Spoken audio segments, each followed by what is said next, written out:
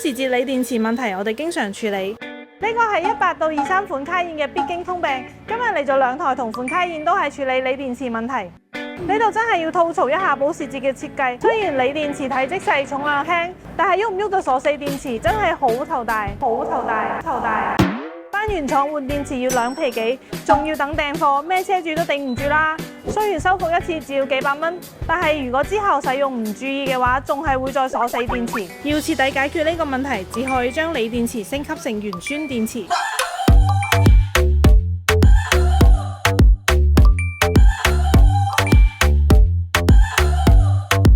搞掂，電池電量正常，啟停功能正常，只要少幾千就可以一勞永逸解決問題。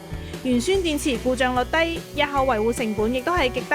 最後俾大家一個小建議，搭載鋰電池嘅車盡量唔好長期停放，停車之後唔好繼續喺車裡面打開電門聽歌、嘆冷氣。如果唔係嘅話，電池鎖死真係大劑啦。